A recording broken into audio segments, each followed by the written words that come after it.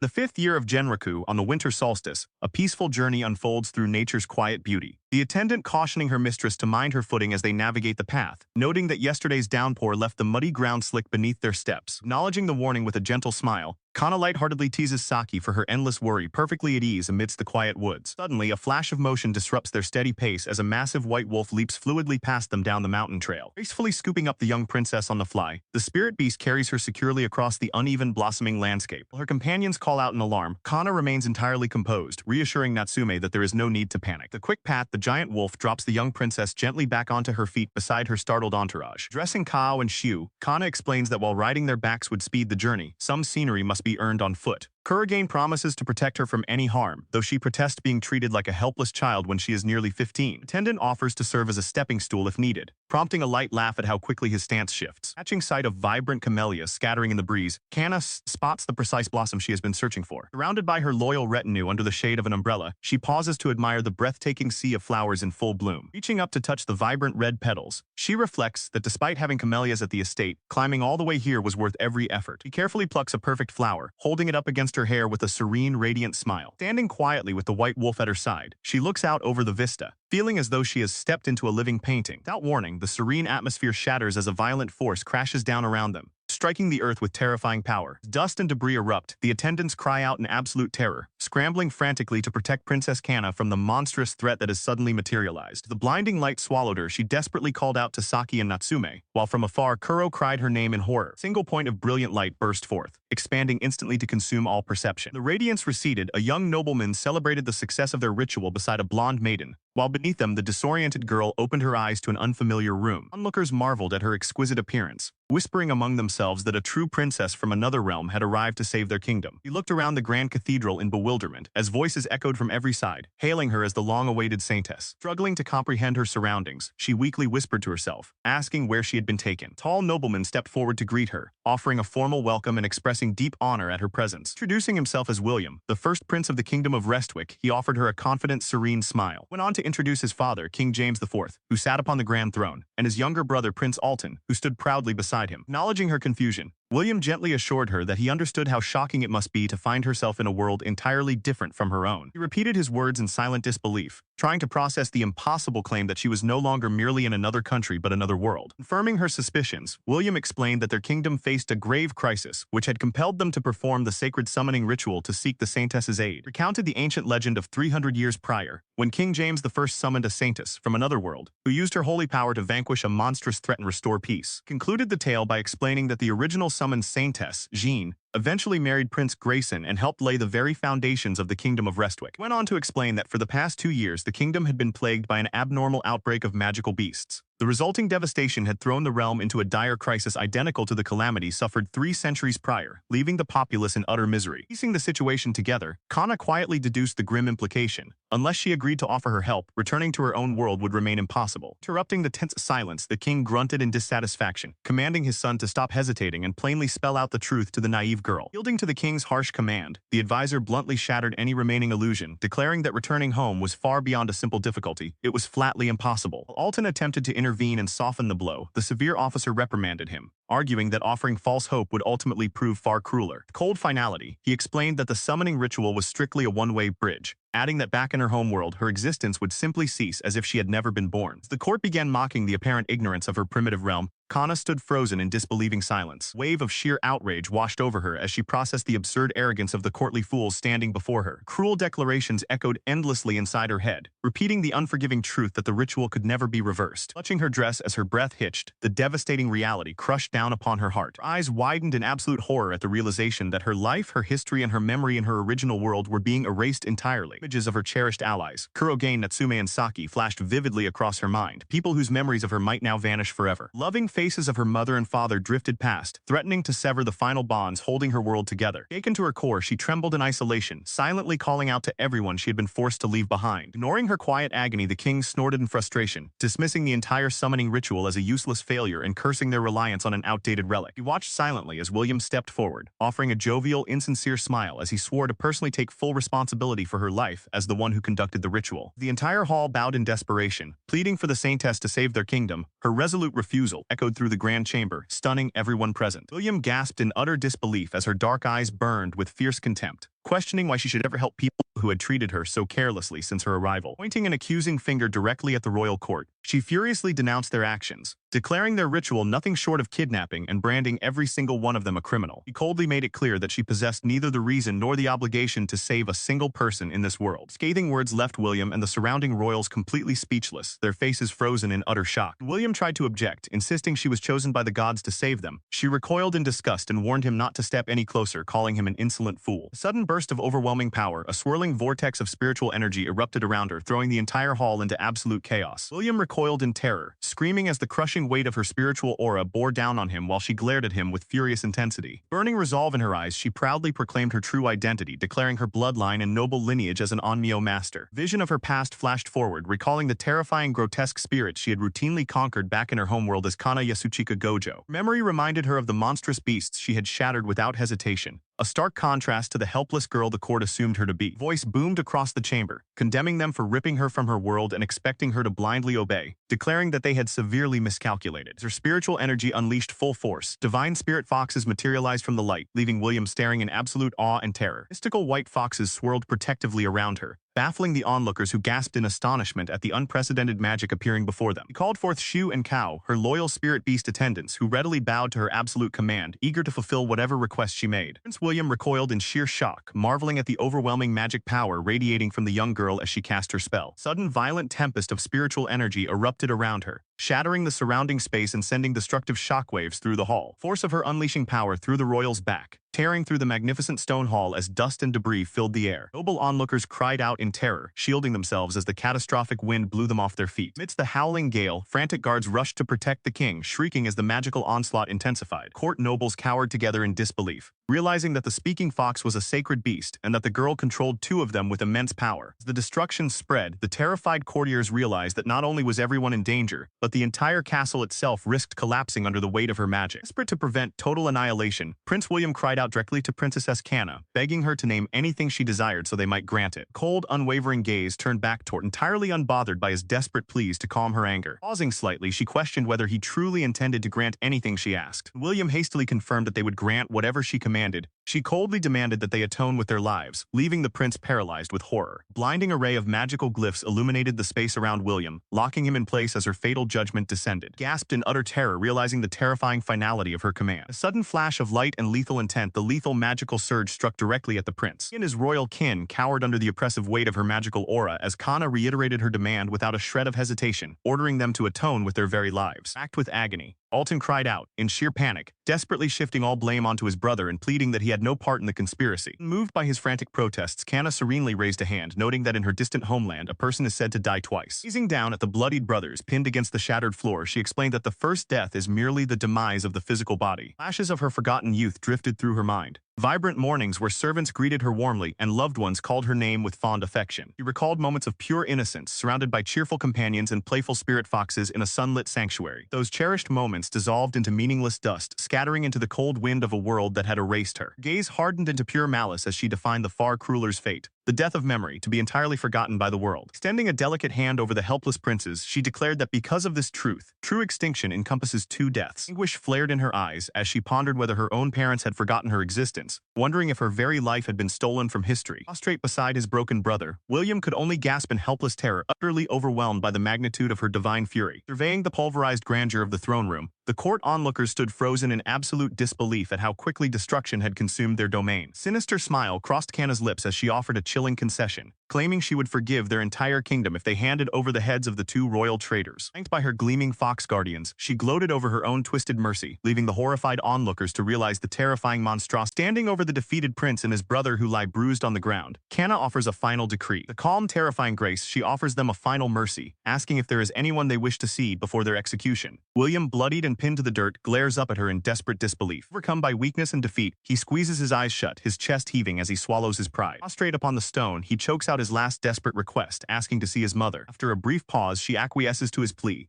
turning to command her terrified attendants to fetch both of the captives' mothers immediately. As the attendants rush off to fulfill the command, the word echoes deeply within her mind, stirring long-buried memories of her own mother. Faithful fox companions step forward to gently nuzzle her hands, sensing her sudden vulnerability as Shu addresses her softly. Tears spill over her lashes as she slowly draws a fine comb from her sleeve, haunted by painful recollections. She remembers a gentler time in her youth when her mother called out to her on a bright afternoon, asking where she was heading in such high spirits. Her mother had lovingly bound her dark hair so it would not catch on mountain branches as she ran off to play, cautioning her to be careful. Painful memory of her late mother cuts deeply, but she forces back her sorrow, telling herself that now is not the time to weep as Xiu and Kao rest quietly at her side, combing her long dark locks to restore her composure. Her eyes harden with cold resolve as she repeats the order to bring the royal mothers forth. Meanwhile, breathless messengers burst into the royal inner chambers with frantic news regarding the fate of Prince William and Lord Alton. The urgent report interrupts Queen Consort Shyla and secondary Queen Trisha, catching both royal women off guard. Faces pale with dread as they process the dire summons, terrified of what catastrophe has befallen their sons. He had entered the court alongside the other royal matriarch, prompting Beaton to sink to his knees in helpless exhaustion while Alton stared in utter disbelief, unable to comprehend how their situation had devolved so catastrophically. Beside her, Queen Trisha spiraled into panic, protesting frantically to Her Majesty that this disastrous outcome was precisely why she had opposed the endeavor from the very beginning. Ignoring the protests, Queen Shyla stepped forward gracefully and lowered herself into a deep respectful bow before Canna, addressing her formally as the Saintess. Looking up with sorrowful eyes, she identified herself as William's mother and offered a sincere apology for embroiling the Saintess in their kingdom's bitter affairs. She remained bowed, offering her humblest apologies on behalf of the realm's crown. Queen Trisha snapped, scolding Shyla for debasing herself before an outsider, while Canna watched coldly, musing that to these royals a revered Saintess was ultimately nothing more than a child pulled from another world. Emboldened by her outrage, Trisha stepped forward and demanded the immediate release of the king and the princes, shouting that such gross disrespect toward the most noble figures in the land would never be forgiven. Anna's expression darkened, a chilling, sinister smirk breaking across her face at the royal woman's audacity. As a suffocating surge of killer intent began to radiate from Kana, Queen Shyla immediately whirled around and barked at Trisha to watch her tongue. He harshly ordered Trisha to be silent at once, leaving the noblewoman stunned while Canna stood by in dark, ominous silence. Canna's gaze hardened as she resolved silently that if the foolish woman uttered a single word more, she would crush her head flat on the stone floor. Turning back to Canna, Queen Shyla conceded that the Saintess's fury was entirely justified, offering an apology for Trisha's impudence before preparing to make her main plea. Taking full accountability for her son's actions, she proclaimed that a child's mistakes rest upon the parent, kneeling beside the battered William and offering her own life to appease Canna's rage. Son's eyes widened in sheer horror, a frantic gasp tearing from his throat as he realized what she was doing. Prince desperately begged his mother to stop, while Canna stood silently, watching the mother prepare to sacrifice herself for her child. Cried out in desperation, protesting that he had only wished to see her one last time, never wanting events to unfold like this. Listening gently, Shyla offered a soothing word to reassure William as tears filled his eyes. Reflecting on her past, Shyla admitted she had never truly been much of a mother to him, but she requested to fulfill that role at least this once.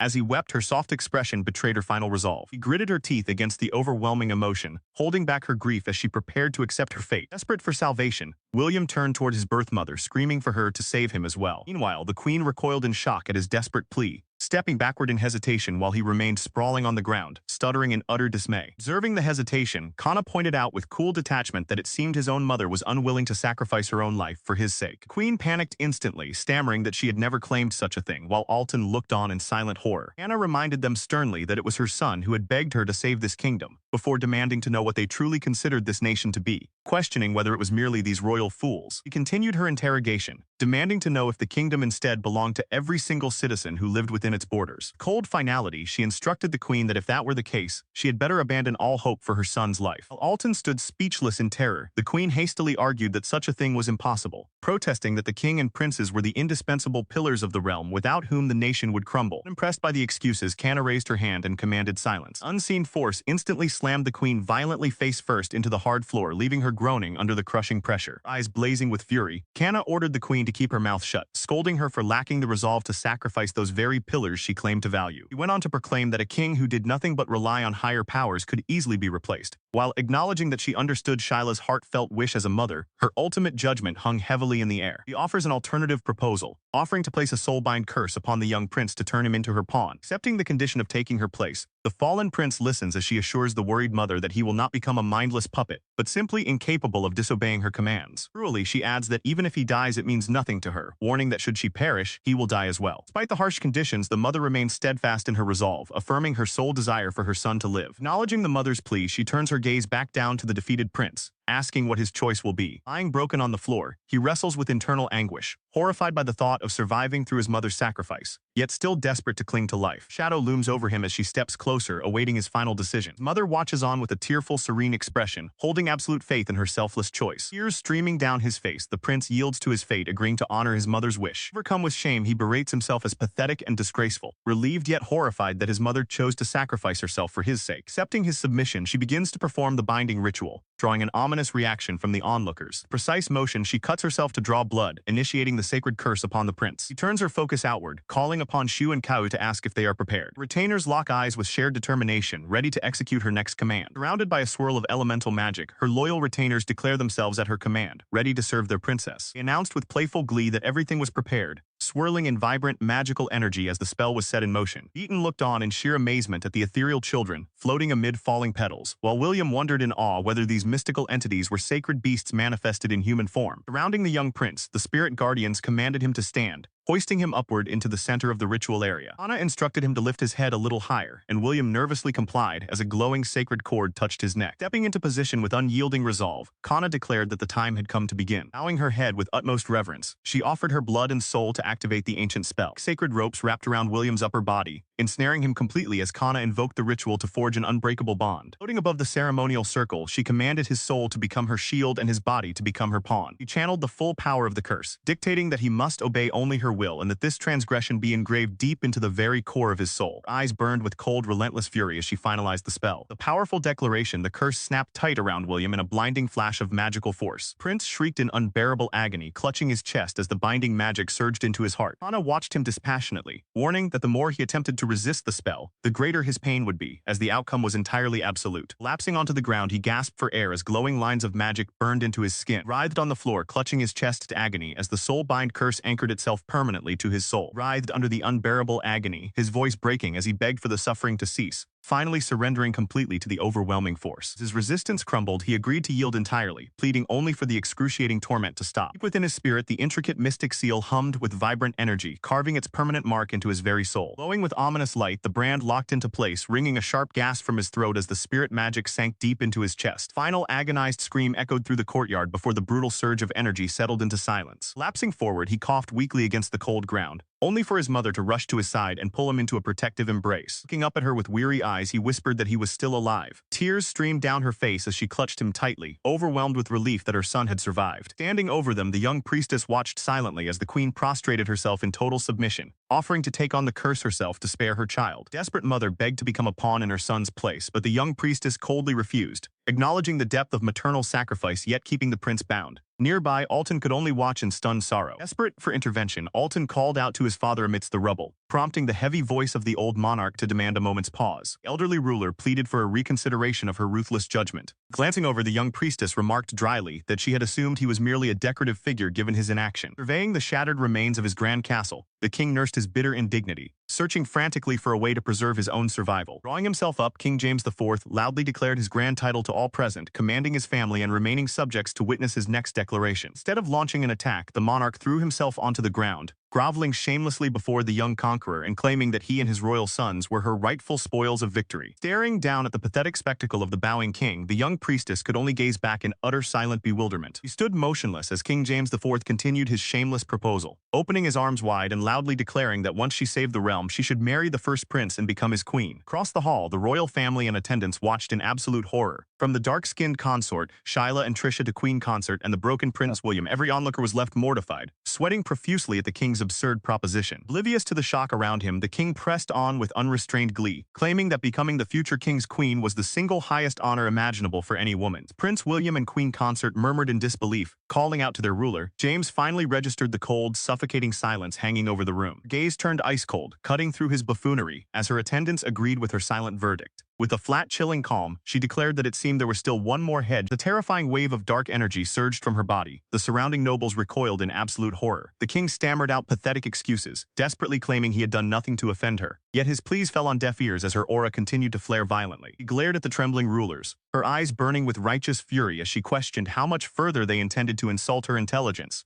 while hypocritically claiming they wished to protect their own children. Voice cut through the air, calling the king an utter fool. She declared that if he truly cared for his sons, he would have offered his own head as sacrifice, just as the mother beside him had selflessly done to spare her child. Summoning her attendants forward, Princess Kana called for Shu and Kao. They instantly answered her command, ready to carry out her precise directives. With terrifying speed, the attendants moved across the hall, binding the royal figures in heavy chains while screams of anguish echoed through the chamber. Standing high above the bound royals, she coldly announced that she had altered her judgment. She raised 3 fingers, declaring with absolute authority that she would be taking 3 heads instead of 1. The king screamed in outrage, claiming her conduct was unforgivable, but his desperate anger did nothing to halt her resolute decree. Beside him, Prince Alton wept in terror, begging the court to intervene as he cried out that he did not want to die. Queen Trisha shrieked at the absurdity of the situation, demanding to be spared if her mother's head was being taken. Unbothered, Kana's attendants bound her securely without a second thought. Reflecting on her journey, Kana remembered being brought into this world without her consent, denied even a proper farewell to those she loved. Yet looking upon the corruption before her, she realized these nobles had enjoyed more than enough time. Asking forgiveness for her blunt speech, she recounted how she had been summoned to save an unfamiliar realm, only to uncover the rot festering at its core. Her eyes shifted toward Captain Tyler Beaton, recalling how he had stood against the corruption despite the weight of his orders, proving his unwavering sense of honor. Observing the battered captain groaning in pain, she marveled silently at his sheer resilience, recognizing that he alone had endured the agony while retaining his dignity. Remained silent as the princess recounted her tragic origins. A sheltered young woman dragged to an unknown realm under dire circumstances, stripped of her home. Turning her gaze back to the court, she scoffed at the idea that someone in her position would accept a simple request from those claiming to protect her, dismissing the gathered royals as optimistic fools. Flanked by her masked attendants, Kana prepared to initiate the sentence, signaling Shu and Kao to proceed. Trusting the task to her companions, she offered one final cold instruction: do not stain the floor. Accepting the order, the attendant unleashed a sudden surge of power, commanding the immediate release of magical energy upon the royals. A sudden flash of motion, the heavy-set king was hoisted violently into the air, sparking panic among his bound family who could only look on in horror. Giant monstrous mask materialization manifested in the air, looming over the terrified monarch with a menacing wide-jawed visage. Spectral beast locked its piercing, spiraled eye upon its target, brimming with overwhelming bloodlust. Obeying the command, the force dragged the screaming king straight toward the gaping maw of the summoned terror. Prince William gasped as a sudden gale swept through the hall, his eyes widening in shock at the unfathomable display of power unfolding before them. The calm yet absolute command, the attendant uttered a single word to freeze everything in place. Intense swirling vortex erupted instantly, engulfing the space in a blinding flash of frosty energy. Terrifying blast struck the royal captives, coating the screaming king and his family in a sudden crushing wave of ice. Their eyes stretched wide in utter horror and pain as the brutal freeze locked them into silence. As the mist settled, the royals lay encased in solid ice, while Beaton collapsed to his knees, utterly defeated by the display of absolute authority. Watched in helpless terror as agonizing groans echoed across the hall, the freezing aura claiming the helpless royal figures one after another. Princess Kana maintained her icy, unyielding gaze, looking down upon the fallen nobles without a sliver of sympathy. Screams of pain burst from the monarchs as the frost entombing their bodies deepened, sealing their fate. In the midst of the horror, Alton gripped William firmly, urging his brother to keep his wits about him from this dire moment onward. Tears streamed down Alton's face as he placed the weight of the crown onto William, declaring that he must now step up and become the king of the nation. Turning her attention back toward the shattered survivors, Kana prepared to address the remaining officer. She singled out the captain and demanded his name. Beaton jolted in shock, hurriedly giving his affirmation. He coldly ordered him to dispose of the frozen remains, adding a stark warning that touching them directly would inflict severe frostbite. Drawing a gleaming dagger, the princess declared that she had one final warning to bestow. Without hesitation, she drew the blade across her own flesh, causing the onlookers to cry out in horror as blood spilled. That exact moment, William clutched his own arm in shock as blood violently spurted from a matching wound upon his body. Kana explained the terrifying truth. Any injury or poison inflicted upon her would be transferred entirely to him, leaving him to writhe in agony. He commanded them to remember this curse well, leaving the young prince trembling under the weight of her threat. Addressing Captain Beaton once more, she entrusted William to his care, advising that the prince should not be moved for the rest of the day as Alton wept for his brother. The single stroke, the newly crowned prince had been reduced to nothing more than the Saintess's helpless hostage. As he remained thoroughly defeated, Queen Consort Shyla recognized the terrifying truth of Princess Kana's power, realizing that the foreign princess could have easily slaughtered everyone within the castle had she desired it. He contemplated that if Kana could instead be turned into an ally,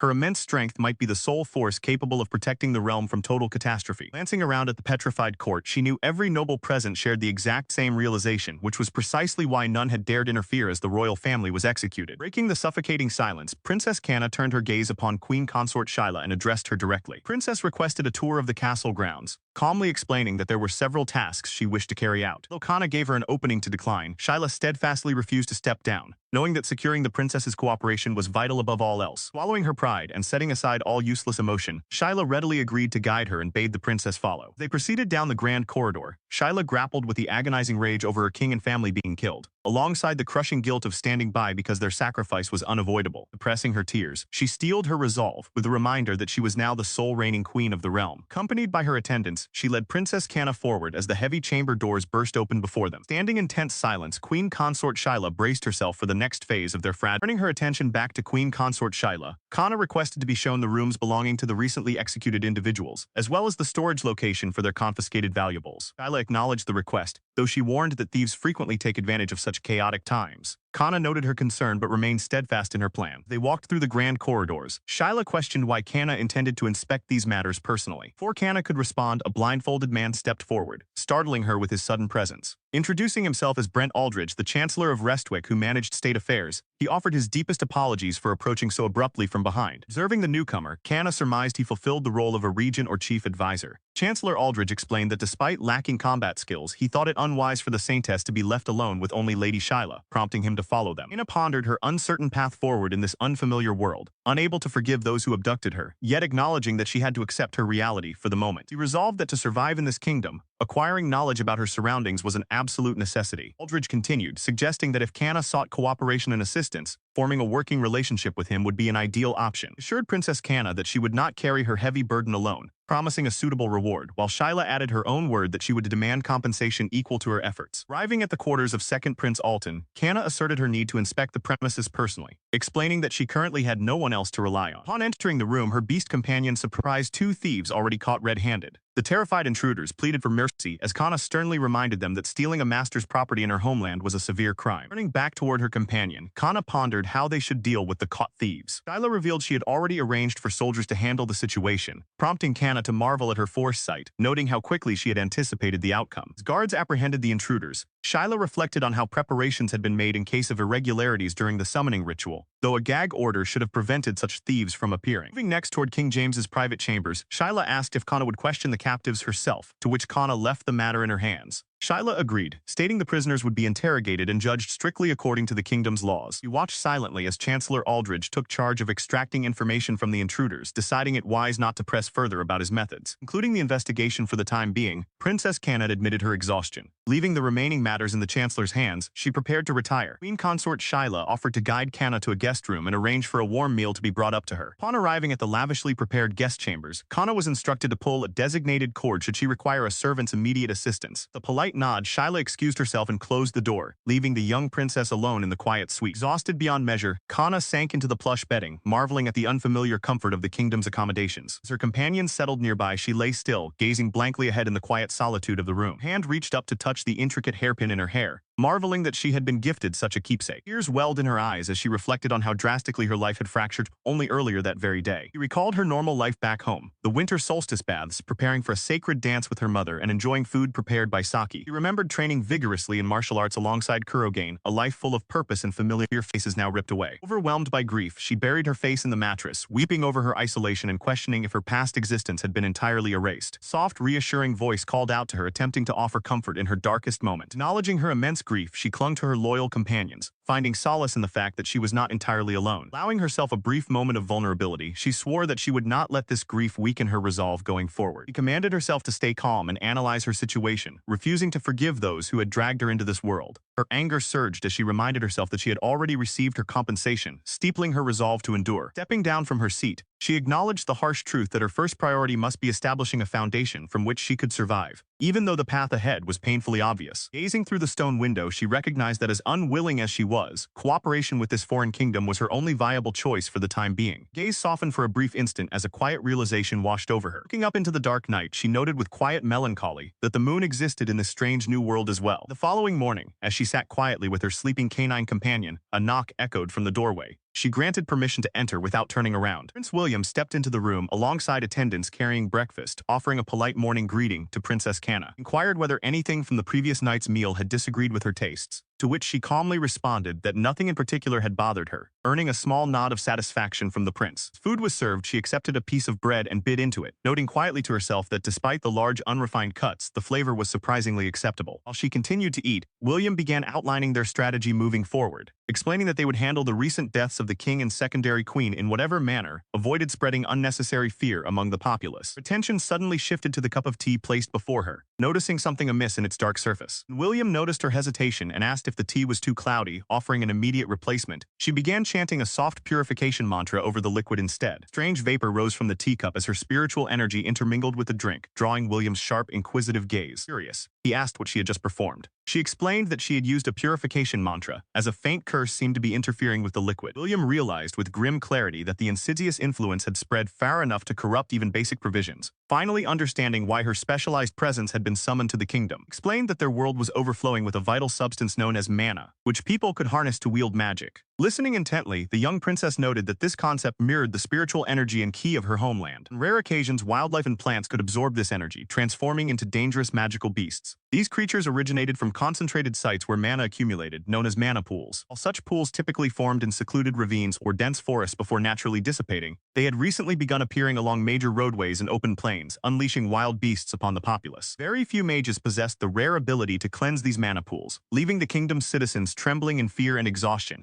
while the military struggled helplessly against the expanding threat. Desperate after their allied nation turned down their plea for help, the royal court had turned to summoning her. Understanding their predicament, she gathered that her purification abilities were expected to cleanse both the pools and the beasts. Prince assured her that if she could eliminate the primary source of the corruption, his forces could easily handle the remaining threats. She listened quietly, weighing his words in silence. Taking a moment to sip her tea, she found the flavor surprisingly pleasant, marveling briefly at the high-ranking men who had prepared it, despite its stark contrast to the roasted tea of her home. Recognizing the gravity of their plight, she formally introduced herself as Kana, daughter of Tsukimikado Yasufuku, and pledged her sacred power to their cause. Surprised by her immediate agreement, William leaned across the table in sharp disbelief, startling her with his sudden surge of emotion. Ecstatic, he offered every resource at his command, but she calmly interrupted, stating that she would handle what lay within her capabilities without unnecessary interference. Undeterred, the prince insisted on serving as her shield and granting any request she might have. Observing his intense demeanor, she remembered his previous fervor and remained composed. He laid out her terms clearly, asking to depart early the following morning. She requested an illustrated bestiary, detailed maps of the realm, and a meeting with the commander of the hunting forces to prepare the soldiers. Joining his waiting subordinates outside, William announced that the Holy Maiden had agreed to assist them. Relief washed over the officers, though William privately pondered the dire state of their borders and the strange fate that brought her to them. Ancient texts spoke of a maiden with sacred purification who once restored peace and established a new realm, yet those histories conveniently omitted the ultimate fate of the former kingdom and its ruler. Chilling realization washed over him, as he wondered whether history was repeating itself, and if the recent dark events had been an inevitable consequence of her summoning. While his thoughts remained burdened by the weight of ancient history, Queen Shyla pondered the situation in silence. She reasoned that if the truth had become obvious to her now, there was simply no possibility that he had failed to realize it as well. He wondered if he had foresaw precisely what would transpire this time around. Yet, if he had truly anticipated these catastrophic events, she could not fathom why he had chosen to say nothing. Heavy, hurried footsteps echoed down the grand corridor of the palace, accompanied by a booming voice calling out directly for Prince William. William greeted the newly arrived commander, remarking on how quickly he had returned. The commander confirmed he had arrived just that morning, prompting William to inquire whether he had already been briefed on yesterday's grim events. Commander fiercely voiced his indignation over the tragic losses of the king, Prince Alton, and the queen consort. When William calmly acknowledged his grief, the commander slammed his fist against his palm, passionately swearing his very life to protect the young prince. Disregarding warnings to listen carefully, the boisterous commander threw open the doors with a deafening shout, startling Kana where she stood. Bennett Barley, commander of the Restwick Kingdom Subjugation Corps, bellowed his full title and announced that he had brought every item requested for the hunt. Kana merely stared back at him with a flat expression, bluntly telling him that he was far. Commander Barley threw open the doors, staring in absolute disbelief at the young girl seated quietly in the grand room. Veins bulged on his forehead as he bellowed in fury, questioning whether this small child could truly be the revered saintess they had been waiting for. Comrades tried to calm him down, reminding him of her formidable past, but Kansa simply simmered with quiet rage, repeating his dismissive words under her breath. Unable to contain her irritation any longer, she slammed her hands onto the table with a deafening crash, sarcastically apologizing for merely being a little girl. Straining her anger, she turned her attention to the large strategic map laid out before them on the table. Barley openly scoffed, asking if women in her world were so uneducated that they couldn't even read a map, which she instantly corrected by demanding to know their current location. Pointing directly to the map, Barley explained their positioning in Wiltshire, the capital of Restwick,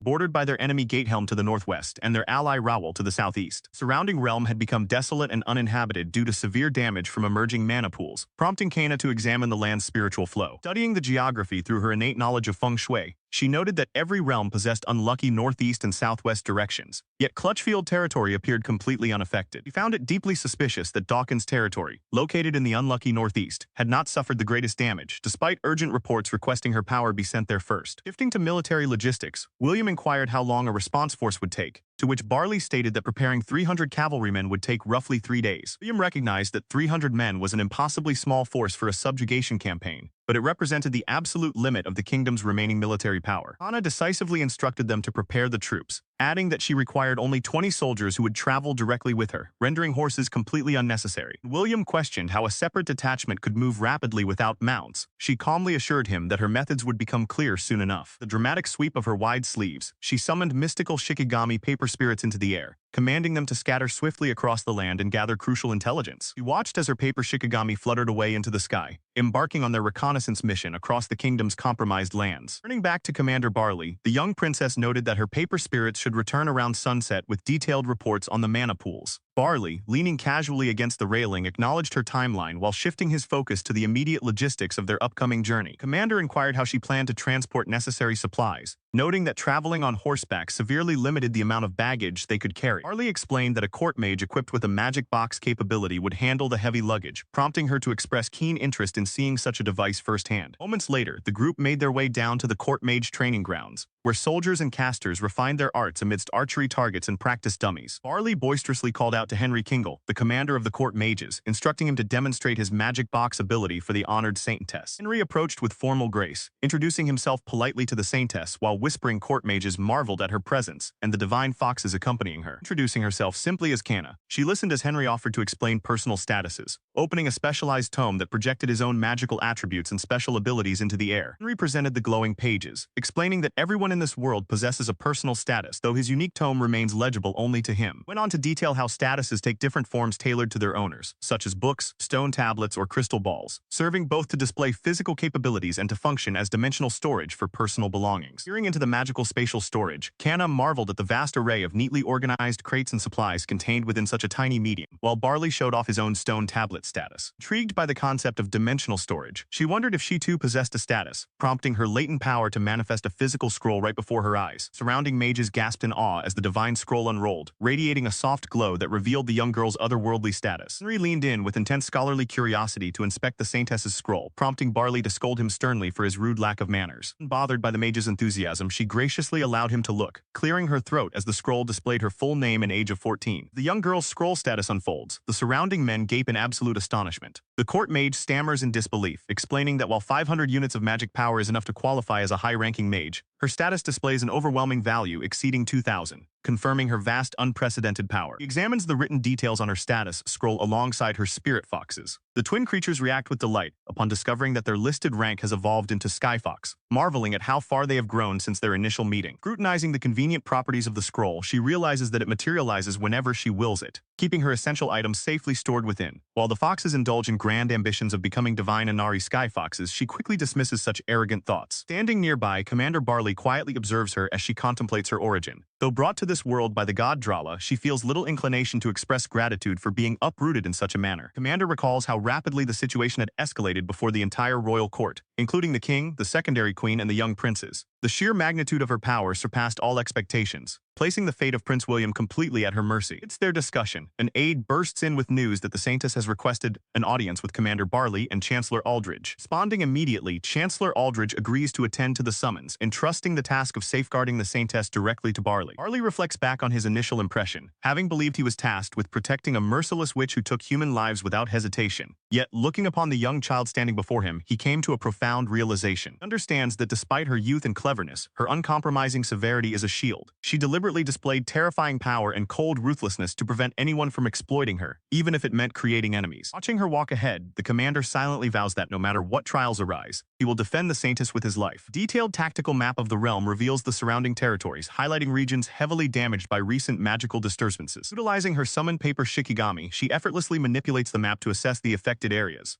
Seeing her paper constructs perform complex tactical reconnaissance, both Barley and Henry look on in utter astonishment. Summoning her loyal attendants, Shu and Kao, her expression turns severe as she expresses deep displeasure over corrupt retainers who submit false reports while magical beasts ravage the countryside. Cold, ruthless smile spreads across her face as she asserts that no mercy should ever be granted to traitors who undermine the realm. Standing in stunned silence, Commander Barley and Henry glance at each other, a chilling doubt entering Barley's mind as he wonders if he is truly capable of protecting a figure so formidable. Watched as final preparations for departure were completed across the courtyard. Kana stood ready, dressed in dark traveling attire, exchanging soft words with Queen Consort while Aldridge looked on attentively. He raised a small glass pendant to her lips, offering a silent prayer for her family's safety back home, resolved to survive and thrive in this foreign land. Prince William noted her change of clothes, complimenting how well the dark shade suited her. She lightened the mood, explaining that she simply wished to avoid dirtying her favorite Karasunu rose kimono during travel. As the royal party assembled outside the castle gates, the armored knights and attendants offered a formal morning greeting to Princess Kana. Queen Consort issued strict orders to Shyla, reiterating that no one was to enter or leave the castle until Kana's return, a directive Shyla calmly accepted. Addressing the group, Kana explained that she would leave powerful guardians behind so the castle's security would remain absolute, casting a quick spell to summon her servant demons. Terrifying Shikigami guardians, Zenki and Goki, materialized alongside an army of paper spirits. Kana commanded them to show no mercy to any who resisted, ordering them to bury intruders in the ground or smash them into the walls. Assembled spirits roared in unison, eager to carry out her grand decree. Turning to Shu and her giant spirit beast, Kana confirmed her personal vanguard was ready. Leaping gracefully onto the back of her massive white fox spirit, she announced that she would ride ahead directly to Clutchfield territory. Prince William rallied the remaining troops, shouting for the main force to proceed toward Dawkins while reassuring them that the SAINTESS would rejoin them later. Soldiers responded with a thunderous cheer, their morale surging as the vanguard set out. Before setting off, William offered a heartfelt farewell to his mother, wishing her safety while she bade him a safe journey. Kana's giant spirit fox bounded across the open fields at incredible speed, leaving a trail of magical energy in its wake. Back at the castle walls, Queen Consort and Chancellor Aldridge stood side by side, watching the expeditionary force vanish into the distance. Powerful gust of wind swept across the courtyards as the riders disappeared beyond the horizon, marking the true beginning of the campaign. The giant spirit fox sped across the countryside. Kana gently cautioned Kao not to overexert himself, though her attendant insisted that her concern was a great honor. Below them, the landscape told a grim story of recent violence, strewn with the skeletal remains and carcasses of ferocious magical beasts. Recognizing that the surrounding area urgently needed attention, she noted that they were in too much of a hurry and would have to deal with the lingering threat later. Meanwhile, in the Clutchfield territory of the Kingdom of Restwick, Lord Darrell Clutchfield desperately barked orders to move the wounded to the rear as beastly monsters breached their defenses. Rallying his battered men in the name of the goddess Drala, Darrell urged them to hold the line, promising that royal reinforcements from the capital would arrive soon. As a panicked soldier rushed over to report escalating horrors, the Lord demanded to know what further disaster had struck their position. Scout gasped out a report of a massive white magical beast unlike anything ever seen before, heading straight toward the town and leaving Darrell stunned in disbelief. Smoke and dust rose high above the shattered settlement as the defensive perimeter buckled under the relentless monster onslaught. Driving high above the battlefield on her great spirit fox, Kana looked down at the ruined town, stunned by the sheer scale of devastation below. A brief flashback, Prince William and General Beaton reviewed tactical maps, noting that yesterday's intelligence had warned of rising magical beast numbers in the region. Piecing the military reports together, she deduced that sabotage had occurred. Someone had intentionally swapped Clutchfield's urgent request for aid with neighboring Dawkins, explaining the crucial delays. Observing the chaotic battlefield below, Kao decried the sheer foolishness of the situation, while Kana resolved to act immediately since landing safely amidst the horde was impossible. Wondering how effective her exorcism arts would be against these foreign magical beasts, she spotted a cluster of monstrous creatures swarming the defenders. Leaping cleanly from the back of her soaring mount, she descended straight into the fray, preparing to enforce swift justice in accordance with the law. Unleashing her power in midair, she cast an exorcising talisman spell, sending a brilliant burst of spiritual energy detonating through the ranks of the beasts below. She released her spell from above. Paper talismans struck the monstrous beasts below, causing a massive explosion that shattered structural walls and threw the surrounding defenders back in sheer shock. Observing the devastation from atop her spiritual mount, the young princess closed her hand as her companions marveled at how she had vanquished 3 massive beasts simultaneously. The confident smile, she holding another spell slip, noting that her Eastern exorcism techniques were proving sufficiently effective against these foreign monsters. Meanwhile, near the perimeter wall, defenders watched in utter bewilderment as the magical beasts suddenly began turning on one another, prompting a soldier to urgently urge retreat. Refusing to flee, Lord Darrell grit his teeth in fierce determination, swearing he would not allow the rampaging horde to destroy his lands any further. Drawing his bow with immense force, he cried out a warning for the invading forces to halt their advance, releasing a powerful shot directly toward. High above the chaos, Princess Kana observed the ongoing battle with a cold, calculated composure. She noted to herself that while the current technique worked adequately, Its inefficiency left room for improvement, pondering whether to unleash the 9-syllable seals next. Suddenly, a surge of energy gathered around her as Lord Darrell called out an alarm for the princess. With sharp focus, Kanna manipulated powerful wind currents, spinning her umbrella to deflect incoming projectiles and direct her allies across the battlefield. Down on the front lines,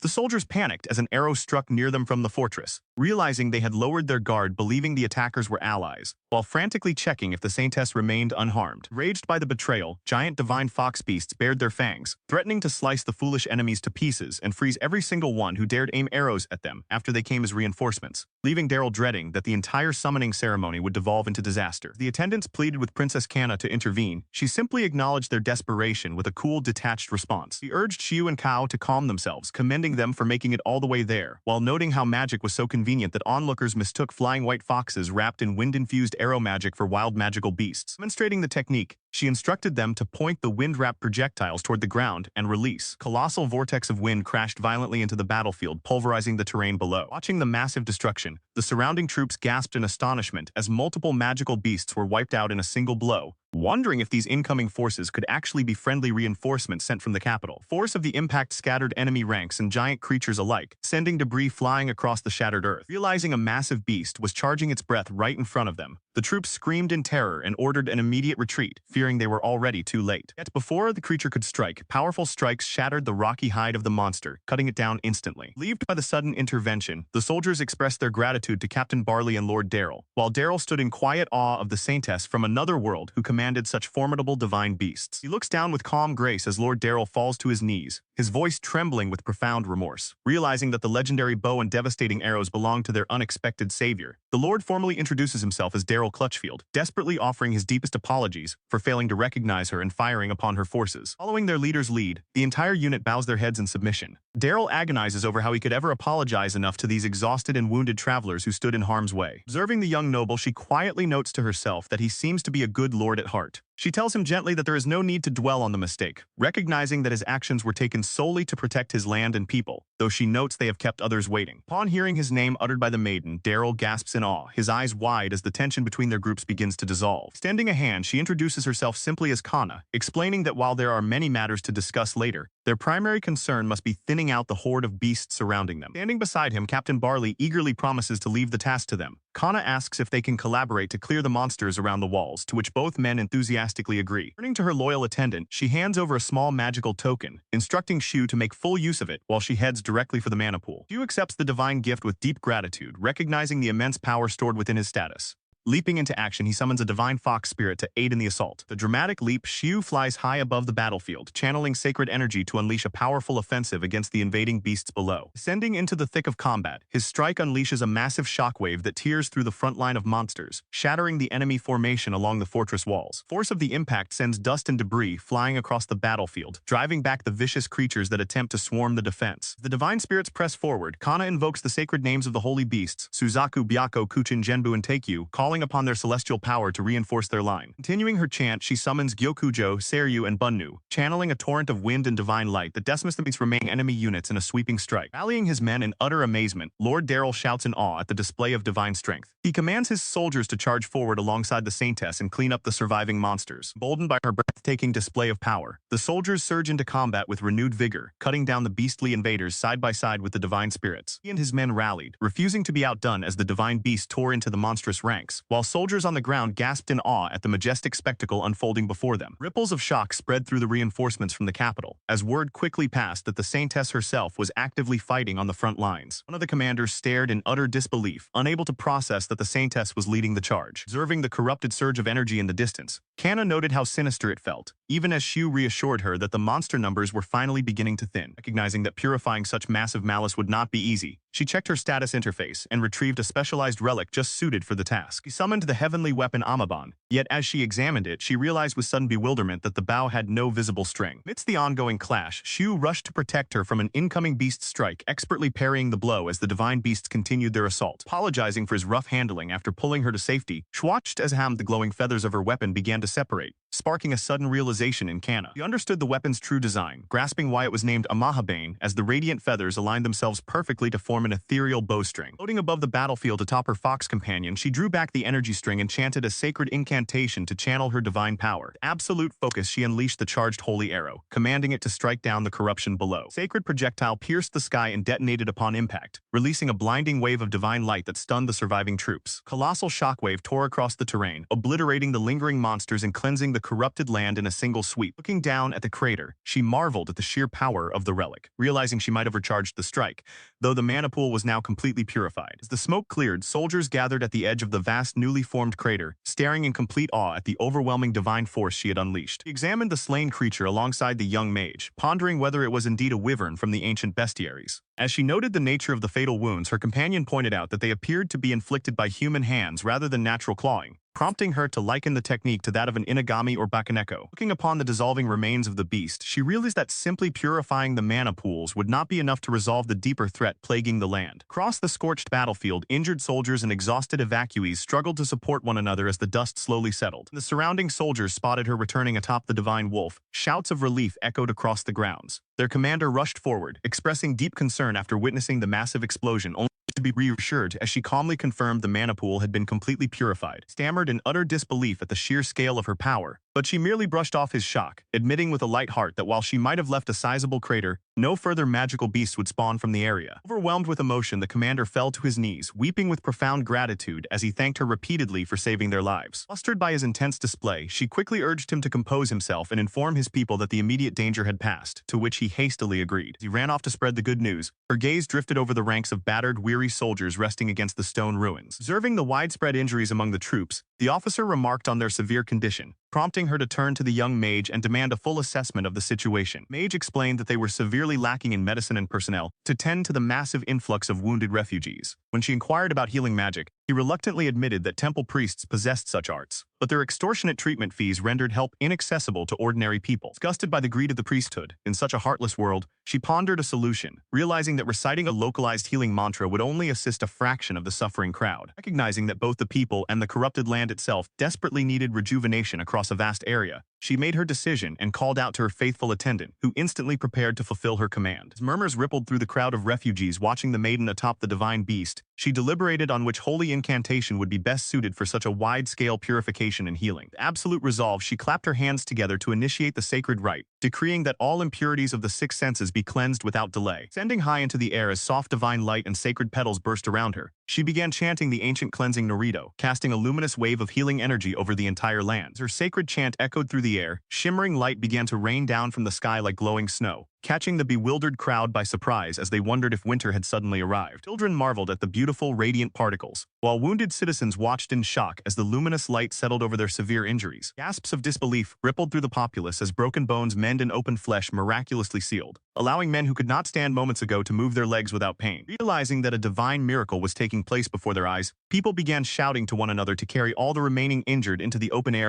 beneath the healing light. Because of her continuous prayer, the barren earth beneath their feet began to stir, sprouting vibrant green shoots and colorful flower petals right amidst the dirt. Barren, desolate field burst into lush bloom, surprising everyone as fresh life reclaimed the destroyed land. Sudden gurgling sound echoed from the center of the square, drawing the crowd's attention to the long-dead, dried-up well, which suddenly surged with clean, bubbling water. In response to the sudden abundance, commanders immediately began ordering the distribution of fresh water and cooking of hot soup from whatever vegetable scraps remained. The young child, hesitant to trust the miraculous fountain, asked if it was truly safe, receiving a joyful confirmation from the local lord as tears of relief fell. Floating high above the rejuvenated town, the young saintess maintained her holy incantation while the crowds below chanted her name in overwhelming gratitude. She looked down with a soft, warm smile upon the cheering citizens, taking in the sight of children and soldiers celebrating their salvation together. Meanwhile, hidden deep within the shadows away from the jubilation, a dark observer watched the divine display with intense irritation, clicking his tongue in frustration. Unperturbed by any unseen threats, the towering pillar of divine light expanded even further, casting its cleansing radiance across the sudden resounding crash vibrated through the grand hall of the Drala Holy Church, startling the clergy inside as dust settled around the grand doorway. In the upper chamber, High Priest Adcock gasped in disbelief, demanding to know if the defensive perimeter had failed. Priest Baker stood nearby, reassuring him that the temple's layered wards remained intact, rendering the sanctuary completely secure regardless of the turmoil outside. Baker clarified that the noise was actually the sound of relief rather than destruction, emphasizing the crucial need to protect the distinguished guests currently taking shelter within their walls. Baker then delivered astounding news. The royal capital's SAINTESS summoning ritual had succeeded, and the newly arrived SAINTESS had reached their territory alongside the royal subjugation forces. Explained that the townspeople were wildly celebrating because the magical beasts had been slain, and the vast pool of corrupting mana purified, resolving the immediate crisis. Instead of relief, High Priest Adcock flew into a quiet rage, furious that no one had informed him of the summoning success or the SAINTESS's imminent arrival. His eyes widened in shock as Baker recounted reports of her mysterious song and glowing snow that miraculously healed the injured townsfolk. Adcock slammed his fist onto the table, outraged that she had acted independently to heal the populace, without obtaining official approval from the temple. Seething with frustration, the high priest cursed under his breath, realizing her unexpected act of mercy had ruined his carefully laid plan to open the temple gates at the final desperate moment. Paced angrily, insisting that as a divine entity, the saintess rightfully belonged to the temple and should have paid her respects to him before taking any action. Baker offered a calm defense, suggesting that coming from another world, she simply lacked knowledge of their customs and political hierarchy. Overhearing the exchange, Arlo Babila, the wealthy chairman of a prominent trading company who had funded major relief efforts, stepped forward. He agreed that the young girl merely needed proper guidance to understand the rules of this world. Turning toward the noble guests, Arlo warmly greeted Dowager Duchess Charlie Bamford and her niece Chantel, praising their radiant appearance despite the recent chaos. Elegant Dowager Duchess suggested visiting the saintess at the Lord's Manor the following morning to personally instruct her on the proper social expectations. Chantel questioned if they should truly make the journeys themselves of, but her aunt teased her lingering curiosity, noting that paying respect to the saintess was the proper course of action. She sat listening intently as she was reminded that she remained the leading candidate to become Prince William's fiancé. Daughter agreed, fueling her growing indignation over the foolish capital nobles who dared to suggest making an outsider saintess their queen when she knew nothing of their world's customs. Chairman Arlo chimed in with frustration, baffled by the capital's foolishness, while Charlie warmly affirmed her daughter's rightful standing. Arlo eagerly requested an invitation to the future royal wedding, prompting a bashful giggle from Chantel, though her mother coolly dismissed the merchant with a promise to consider it if she remembered. Minding them of his leverage, Arlo pointed out that his trading company had supplied the mages equipped with magic boxes, a fact the matriarch smoothly acknowledged. High Priest Adcock finalized their plans to confront the manor the next morning, and when Arlo invited the clergy to join their entourage, Charlie eagerly agreed to align with the church. Sinister glint flashed in her eyes as a scheming thought suddenly crossed her mind. High Priest Adcock perked up, his interest piqued by her mysterious and ominous declaration. Meanwhile, at the Clutchfield Lord's Manor, a sprawling encampment had taken shape to house the weary soldiers and displaced villagers. Darrell Clutchfield surveyed the busy grounds, explaining that he wished to support the brave families who had sacrificed everything during the battle. Grateful for his family's unwavering support, Darrell smiled as his wife and young son ran out into the courtyard to embrace him warmly. Reassuring his overjoyed family, he presented them to the subjugation force and the young saintess standing nearby. Bowing politely, Belinda apologized for their late greeting before nudging her shy young son, Dalton, forward to introduce himself. Overcoming his initial hesitation, the boy brightened up completely, effusively thanking Canna for her magical snow that had healed all the wounded soldiers. Looking straight at the young heroine, he offered his heartfelt gratitude for saving his father and their people. He offers warm, reassuring words to the young boy, remarking how hearing his gratitude makes her glad, praising his father as an exceptional archer whose brave stand alongside his soldiers enabled them to reach safety in time. Looking gently at young Dalton, she tells him that he should be immensely proud of his father, bringing a bright, tearful smile of joy to the boy's face. Lord Darrell and his wife bow their heads with deep gratitude before the saintess, while young Dalton leaps up with childlike excitement. Linda warmly invites their guests to make themselves at home under their care, though she humbly admits they have little to offer, to which Canna graciously accepts. The conversation turns to the rest of the survivors. Lord Darrell explains that his elder sister and niece were staying with them until recently, but are now taking shelter at the local temple, a tall landmark Canna recognizes. Confirms her suspicion, adding that along with his family members, several wealthy merchants from nearby regions have also sought refuge within the temple's walls. Darrell continues his story with growing bitterness, recalling how he had hoped the temple would serve as a sanctuary for the wounded and elderly, but negotiations with the high priest collapsed, culminating in the temple evacuating and seizing nearly all their precious food and water. Barley recoils in shock at the outrageous betrayal, while Darrell shamefully confesses his family's disgrace, explaining they were in such dire straits that they barely had drinking water left until Canna's timely arrival. Processing Darrell's words, Canna's expression darkens as she realizes that both the high priest and Darrell's elder sister are complete and utter fools. The entire family kneels before the saintess once more, offering their heartfelt thanks for saving their household. Tears streaming down his face, Darrell declares alongside his people that no amount of gratitude will ever be enough, swearing that the people of Clutchfield will never forget her kindness. Anna gazes silently as she reflects on her quiet determination, knowing she has already resolved to live in this world, and that establishing her place here is merely her very first step. Petting the spirit fox beside her, she pauses thoughtfully and turns to ask Shu Kao a personal question. Soft, radiant smile graces her face as she admits that even if the world around her remains unchanged, being genuinely thanked doesn't feel so bad after all. Observing her gentle demeanor from a short distance, Commander Barley and Shu Kao exchange quiet remarks, delighted to see their princess smiling so sincerely. He sat at the center of a grand celebration, surrounded by joyous soldiers raising their glasses. The hall echoed with cheers as the commanders praised the subjugation of the accursed mana pool and toasted both the subjugation force and the saintess who had come to their aid. Across the bustling banquet table, the boisterous commander clinked his goblet with enthusiasm, filling the air with merriment while the young priestess observed quietly. Reaching delicate fingers toward her ornate goblet, she took a modest sip, maintaining her calm demeanor amidst the roaring festivities. Soldiers recounted how an enormous mana pool had materialized roughly 10 days prior, noting that while smaller pools had appeared before, none had ever matched such alarming scale. Lord Darrell explained the dire situation, admitting that purifying it on their own was impossible, which had forced them to evacuate the townspeople and urgently request reinforcements. Processing his words, Kanna pondered the timeline of events. Darrell continued anxiously, expressing deep gratitude for her arrival, as endless beasts had continued to emerge and worsen their plight. Learning that 3 smaller mana pools still remained nearby, she offered a reassuring plan, promising that they would all be purified the very next day. She added modestly that after clearing those remaining pools, she would move on to the next region, acknowledging how difficult the upcoming rebuilding effort would be for the local people. Darrell bowed deeply, assuring her that she had already done more than enough and expressing profound gratitude on behalf of the entire suffering country. Anna then requested exact locations for the remaining pools by morning, alongside a written list of reconstruction needs, to which Darrell readily agreed while Commander Barley looked on approvingly. Moments later, the rowdy soldiers turned their attention back to their commander, humorously nagging him about whether he was eating properly amidst the feast. Men cheered and laughed, urging everyone to relax and drink while showering the saintess with heartfelt thanks for her selfless efforts. Watching the merry crowd, she decided to hold back the dark truth about the wyvern and human malice behind the attacks, feeling they deserved a night free from grim news. Excusing herself from the banquet, she was warmly accompanied by Belinda as they quietly withdrew from the hall. Belinda offered a gentle apology for the soldiers' crude behavior. Kanna smiled softly, assuring her that it was entirely understandable given the immense strain they had endured. She knew that at least for today the weary soldiers and townsfolk deserved a chance to let loose and celebrate their survival. As the hours wore on, the night sky hung quietly above the estate, while laughter and music echoed softly through the darkness. Morning dawned, birds chirped pleasantly over the estate grounds, signaling the start of a new day. Steaming hot soup was ladled into bowls as Belinda rose early to feed the people, humbly brushing off their gratitude by insisting it was the least she could do. She reminded everyone that rebuilding the territory would take immense effort from them all, while young Dalton eagerly pitched in, confirming his desire to help. Watching the young boy work, the townsfolk marveled at his dream of becoming a fine lord like his father, finding hope in the bright future of the Clutchfield household. Without warning, the peaceful atmosphere shattered as the main gates were slammed open with sudden violence. Lady Charlie stood at the entrance, her face contorting in sheer horror and indignation as she shrieked in denial at the sight before her. Flanked by her entourage, she surveyed the temporary shelter on the estate lawn and declared with total disgust that the grounds looked like a wretched slum. Townsfolk recognized Lady Charlie immediately as she angrily demanded if they understood whose property they were defiling, prompting a timid survivor to explain that Lord Darrell had opened the grounds to them. Rage boiled over as she screamed that the estate belonged to her as well, refusing to accept his decision. She vehemently condemned the arrangement and ordered every single commoner to clear out of the estate immediately, leaving the crowd in stunned silence. Beside her, Chantel mocked Darrell's self-sacrificing nature as ridiculous, while High Priest Adcock feigned sympathy and slyly offered for the displaced people to seek shelter at his temple instead, stirring deep distrust among the crowd. Angry murmurs erupted through the crowd as the people called out the nobility and clergy for hiding until danger passed, pointing out that Lord Darrell would not have suffered so much had the temple helped earlier. Woman stepped forward defensively, declaring that only Lord Darrell and the Saintess had protected them, fiercely questioning why any of them should take orders from nobles who fled when help was needed most. He stood haughtily alongside High Priest Adcock, who chided the gathered crowd for their lack of devotion and gratitude. He reminded the unwashed masses that the Dowager Duchess herself had generously donated supplies, berating them for daring to talk back when they simply accepted royal charity without understanding its true cost. Suddenly, a loud crash echoed across the grounds, cutting the high priest off in mid-sentence. He demanded to know who was responsible, declaring that whoever requested the Saintess's divine healing would have to pay for it in full. In response, she sneered at the dirtying of her estate's garden, demanding proper compensation for the damage. She mocked the notion of the Saintess's holy status, suggesting the girl was nothing more than another mere servant of the temple. Before she could finish her cruel tirade, a shrill, furious voice screamed from the crowd, calling her a liar. Shocked and insulted, her eyes widened in disbelief as a young boy stepped forward to challenge her authority. Young Dalton rushed out from the shelter of the tents, shouting fiercely that the Saintess was not mean at all, Belinda gasped, calling out to her child as he fearlessly confronted the noblewoman. He glared down at the boy with cold contempt, noting his name with a dark, threatening tone. She admitted to being in a foul mood specifically because of his father's actions, holding little back in her disdain for the child. Tears welling in his eyes, the boy stood his ground, pointing at her and accusing her of being the true liar. He proclaimed that the saintess was kind, having encouraged him to be proud of his father, unlike all the adults who constantly made fun of him. Instantly, the entire crowd erupted into shouts of agreement, echoing the child's cries of liar. They rallied behind Lord Darrell's family, declaring that the saintess was compassionate, while she dismissed the crowd's foolishness for siding with a child over her and the high priest. Without a second thought, she snapped her fan shut and struck young Dalton across the head with a swift, brutal blow. The boy fell back in pain as his mother screamed his name, horrified by the noblewoman's ruthless violence. Looking down with complete disgust, she muttered how much she loathed noisy creatures, comparing the crying child and yelling villagers to screeching magical beasts. She coolly suggested that Belinda train her little beast properly, sarcastically proposing that the saintess perform one of her famous purifications to quiet him down. Turning her back on the estate, she declared the entire ordeal a complete waste of time. She ordered her men to pack everything up immediately and prepare to move out, abandoning the site without another word. Meanwhile, near the perimeter, Commander Barley noted the commotion outside, while Kanna casually suggested they head to the nearest mana pool first. Surprised by her calm tone, Commander Barley and the others asked if she had already figured out what was going on, prompting Kanna to offer a full explanation. He explained that she had held back the previous night out of respect for celebration, but her gaze sharpened as her attention toward the dark anomaly looming in the distance. She watched as the newly arrived priest stepped forward, aggressively demanding to know the location of the saintess. Commander Darrell turned to address the intruders, demanding their identities, while Commander Barley recognized them as priests from the temple. The young girl could only respond with a faint sound of hesitation. Gaze hardened as she confronted the clergy, condemning them for hiding away in safety while abandoning the wounded to suffer instead of serving the Lord. Dismissing them entirely, she declared she had no interest in speaking with vermin and ordered them to be gone, leaving the priests stuttering in shock. Church officials expressed outrage at her insolence, noting that High Priest Adcock had come in person, but Darrell sternly reprimanded the High Priest for intruding uninvited so early in the morning before acknowledging that he had brought them. Darrell turned back with sweat dripping down his nervous face to call out to his sister while she looked on, utterly baffled by the strange noblewoman standing nearby. Chantel posed ostentatiously, flaunting her elaborate outfit and alluring posture with a confident smirk. Her voluptuous figure was put on full, overwhelming display before everyone present. Staring in utter disbelief as if transported to another realm, the young girl inwardly questioned why the woman was flaunting her. Standing quietly in her dark traditional attire, the young girl became the target of immediate scrutiny from the noblewoman across from her. Observing her unusual garb, the woman sneered quietly to herself, amused by what she deemed an excessively exotic appearance. She giggled openly to her companion, expressing dramatic relief that such an oddly dressed stranger stood no chance of winning the prince's favor, prompting a quiet reprimand from the younger noblewoman at her side. Whispers rippled through the gathered onlookers, who mocked her seemingly frozen expression before the noblewoman offered a mockingly insincere apology for her blunt remarks. Baffled by the woman's bizarre demeanor and revealing outfit, the young girl struggled to comprehend the utter ridiculousness of the noblewoman's behavior. Before the mockery could continue, Lord Darrell stepped forward, dryly questioning the woman's taste before confronting her with a sharp, cold demand to know how she dared show her face in his presence. Feigning innocence, she called out his name with dramatic flair, insisting she had merely come to pay her respects to the honored visitor resting at her estate. Eyes narrowed in fierce anger as he reminded her sharply of her treacherous actions when she had abandoned them and fled to the temple. Unfazed, she acted offended by his wrath, absurdly claiming she had worked tirelessly to move their vital food and water supplies somewhere safer and demanding his gratitude, which pushed his patience past its breaking point. Interrupting the heated family squabble, the temple priest stepped between them, insisting they set aside personal grievances to address the grave matter of the girl's failure to greet the high priest. Clergy sternly lectured her, asserting that unauthorized healing was forbidden and demanding that every commoner who had received her aid now pay a mandatory fee to the temple. Commander Barley growled in anger. Lord Darrell pointedly asked if the religious order truly believed their god approved of extorting the populace while taking credit for someone else's selfless work. Priest vehemently rejected the accusation, citing Holy Scripture and insisting that the doctrines of the Drala faith guided every action of their sacred order. High Priest quickly attempted to smooth over the tension, assuring the young girl that priests always acted with divine righteousness and that the commoners were merely confused. Supported enthusiastically by his subordinate, the High Priest went so far as to proclaim that as a holy figure, her very heart and will were equivalent to the divine will of God itself. Exploiting that exact proclamation, Lord Darrell instantly trapped the clergy in their own logic, declaring that by their own rule, anyone who dared criticize her actions was officially a heretic, leaving the priests frozen in stunned disbelief. Gasped in disbelief, his voice shaking as he struggled to process the devastating trap laid out before him, asking if they were truly being branded as outcasts who disobeyed divine teachings and stood beneath an otherworldly saintess. Darrell affirmed the assertion with ice-cold conviction, inviting him to interpret the situation in precisely that manner. Concluding that her business was finished, the young saintess turned on her heel to depart, completely ignoring the desperate calls from the flustered clergy. Before she could take another step, Lady Charlie Bamford strutted forward with an air of smug superiority, declaring that her personal request surely could not be turned down. Flaunting her leg in a shamelessly suggestive manner, the Dowager Duchess explained that she had twisted her ankle days ago and demanded that divine snow be used to cure her, casually offering financial compensation as though granting a magnificent privilege. She went on to mock the young girl's dedication to commoners, boasting that healing lowborn peasants would yield no value and that Prince William would never look her way, before arrogantly declaring it an absolute honor to serve a noble of her stature. Moved by the haughty insult, Kana fixed her with a freezing glare and replied that she was Kana of Tsuchimikado, while her challenger was nothing more than an indecently exposed woman, instructing her to take her worthless request to a nearby old lecher instead. Blistering dismissal left the proud duchess quaking in utter humiliation, while onlookers repeated her sharp words in hushed, stunned amusement. Her daughter rushed to comfort the trembling noblewoman. The outraged priest scolded Kana for daring to speak so rudely to someone of such high standing. Exploding into a fit of unbridled rage, the duchess shrieked that they had only spared her due to her otherworldly origin, demanding that a saintess simply act her part and smile like an obedient fool while bestowing healing. They aggressively ordered her to comply. Kao suddenly darted forward like a flash of lightning, sending the snobbish nobles sprawling to the floor in sheer terror. The nuisance dealt with, the fox spirit affectionately nulled against her palm, and she offered him her warm, soft gratitude. Pushed beyond his endurance, the high priest flew into an absolute fury, bellowing for his guards to immediately arrest both the young girl and Lord Darrell for immediate divine trial. As guards prepared to move, she remained entirely unperturbed, softly raising her hands as shimmering spiritual energy began to gather around her. Enveloped in a radiant glow, her face reflected absolute serenity as power flowed effortlessly from her fingertips. She stood completely unbothered as the temple guards collapsed around her in a heap, their attempt to subdue her failing spectacularly. High Priest Adcock watched in sheer utter disbelief as his men collapsed, unable to comprehend how a single young girl could dismantle his forces so effortlessly while Kana simply looked on. Observing the miserable display, she remarked on how unpleasant the temple followers truly were, a sentiment Shu immediately echoed before casting a spell to bind the rest of the charging guards instantly. Remaining guards were left completely incapacitated, sprawling helplessly across the stone floor in front of her. High Priest Adcock and his subordinates apologized nervously for failing to handle the situation themselves, calling her a saintess, but she dismissed their concern entirely, her mind turning to another matter. She ordered Shiu to take the defeated wretches and toss them into the hollow space she had created yesterday, noting it was perfect for disposing of refuse. Shiu promptly obeyed her command, dragging the screaming, terrified priest toward the doorway to haul them out of sight. Watching them get dragged away, she calmly remarked that if nothing went wrong, they should return within a single day. Turning her attention to Lord Darrell, she instructed him to take control of the temple before then, so they could reclaim their food and water supplies, to which Darrell firmly agreed to leave at once. Horrified by his decision, Chantal pleaded with him to stop, accusing the young girl of brainwashing her uncle into siding with such a terrifying woman. Xiu offered to throw Chantal and her mother away as well, causing the frightened noblewomen to cower in fear, while Chantal frantically tried to wake her uncle from his supposed trance. When asked what he intended to do with them,